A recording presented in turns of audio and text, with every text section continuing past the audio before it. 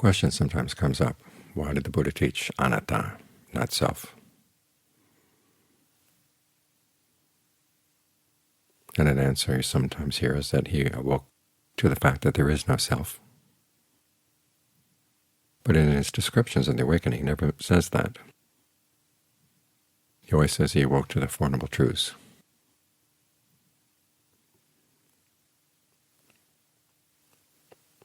So the answer has to lie in the fact he taught not self because of the Four Noble Truths.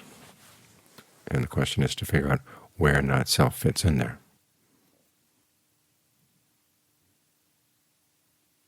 It fits under the fact that he saw in the First Noble Truth, suffering, that suffering is clinging. And there are four kinds of clinging. And the deepest and most tenacious is clinging to your ideas of self.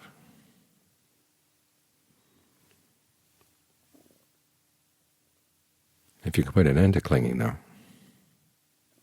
then there's no suffering. You do that by putting an end to craving. It means you also have to get rid of your ideas of self.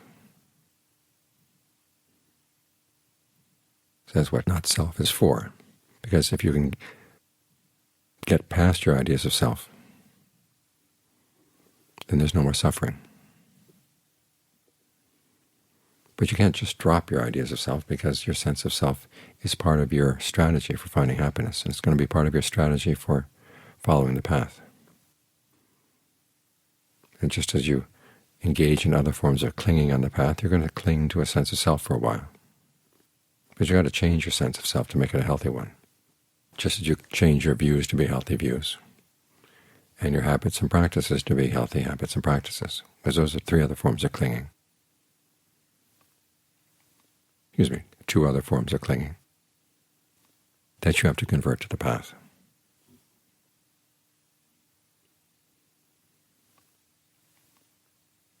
Which means that the teaching on the teaching on not self finds its meaning in the Four Noble Truths, and it's a teaching that has to be used at the right time and at the right place. In that passage we chanted just now, the Buddha said, the teaching that all Dhammas are not self, that's true whether they're Buddhas or no Buddhas. And it might lead to the conclusion that it's a categorical truth, true across the board. And it is true across the board. But it's not always beneficial. There are places in the canon where the Buddha chided monks for applying not self in the wrong place. There was one day when the Buddha was talking about how the five aggregates are not self, and one of the monks sitting in the assembly said, well, gee, if the five aggregates are not self, then what self is going to be affected by the actions of what is done by not self? In other words, it's a way of getting around karma, saying if there's nobody there, then you can do what you want. There's nobody going to pay the consequences. The Buddha scolded the monk. He read the monk's mind. And he said there's some foolish people who think they can get around the teaching this way. And then he showed what the proper use of the teaching was.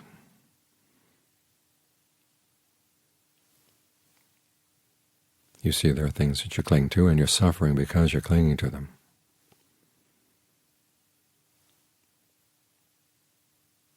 And he takes apart the sense of self in various ways to show that it's not worth holding on to.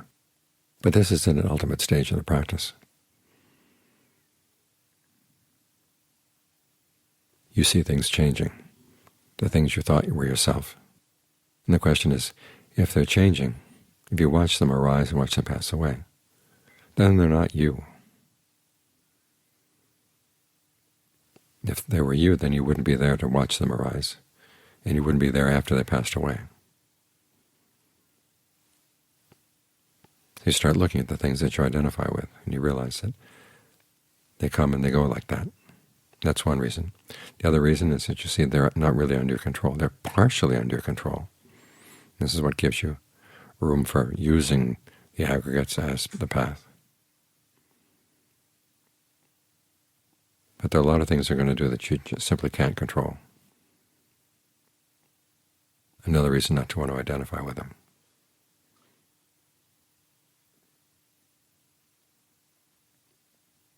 Of course, you see that there's clinging.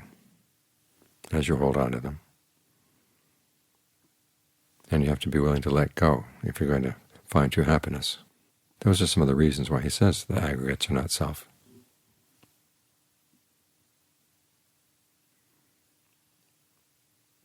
And even though he doesn't have you apply this teaching across the board until after you've developed some pretty strong powers of concentration, still he teaches it ahead of time, so you can apply it to other things that would pull you out of the concentration. If any thought comes up, you realize, okay, it's there, and it's not going to be there after a while. Why latch onto it, if latching onto it is going to involve suffering?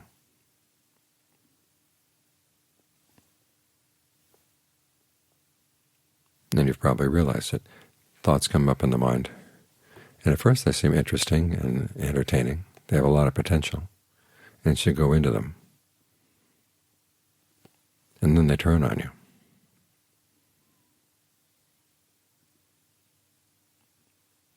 They get out of your control, which is another reason not to want to hold on to them. But in the meantime, you do want to hold on to your concentration. And the Buddha says you try to develop it so that you're really good at it. The image he gives is an archer who can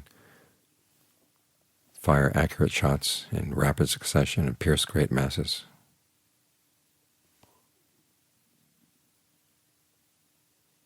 In other words, your discernment becomes quick and on target, and you can see right through your ignorance. You're going to get that good at your concentration. And to do that, it is, after all, a habit and practice that you develop. And you have to have certain views about why it's worthwhile. Otherwise you can't do it. So you do hold on to these things. And you do have a sense of yourself as capable of doing this, and that you're going to benefit.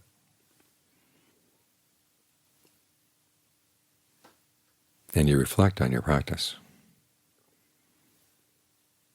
Because after all, you're the one who has to do it, and you're the one who's going to benefit from it, so you want to make sure it's good.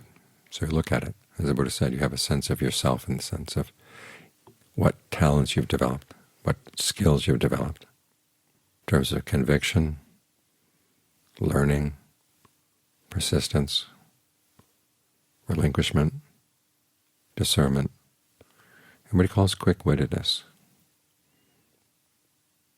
In other words, your use of your intelligence to come up with solutions to problems that haven't been explained to you. You want to keep tabs on how well you're developing these qualities. That's called having a sense of yourself.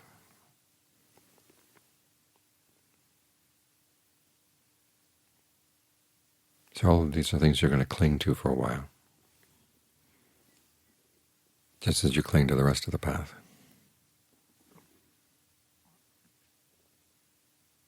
But ultimately, the duty with the path, after you've developed it, is to let it go as well, because after all, it is something made out of the aggregates. Your concentration is made out of aggregates. Once your concentration gets really good, then you can start analyzing it, seeing that it, too, is inconstant, stressful, not self. That's the point where you can let go.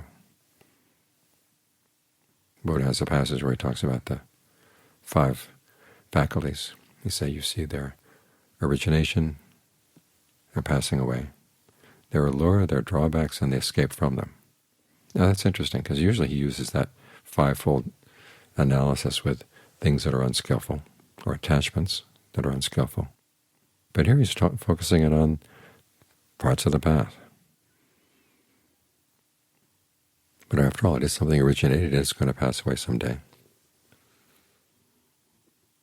So before it passes away, you want to make use of it and then get beyond it while you can.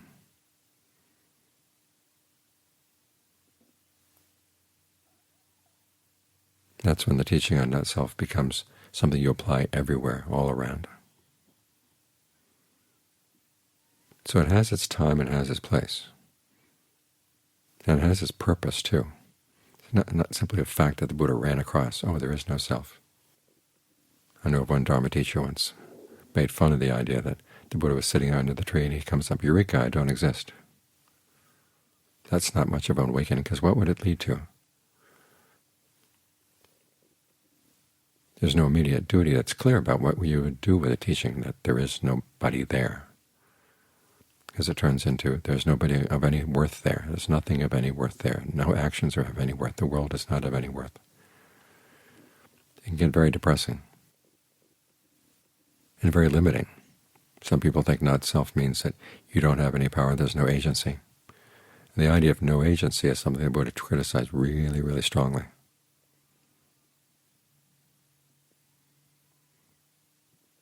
But if you see not self in the context of the Four Noble Truths, you realize that there's a duty.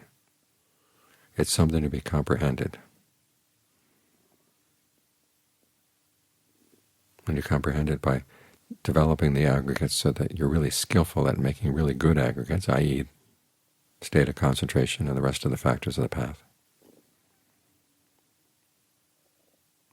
And then you develop dispassion for that too.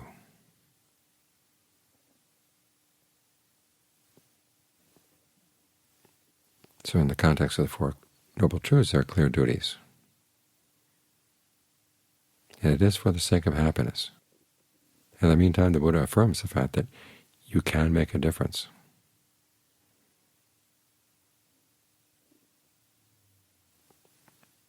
So as you're on the path, you do make certain assumptions about yourself as being capable, that you can do this. You've got the potential to learn, and that you're going to have to be responsible, which is why you keep reflecting on what you're doing, and that you're going to benefit. As the Buddha said, let go of what's not yours. It'll be for your long-term welfare and happiness. Notice that, your long-term welfare and happiness. There's a happiness that comes. At that point, though, you won't be concerned about whose happiness it is. It's there. But as you motivate yourself in the path, okay, whatever sense of idea you have about yourself, remind yourself, whoever you are, you're going to benefit.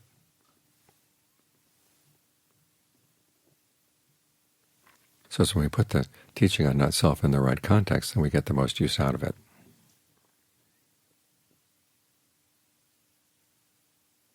So always keep that context in mind.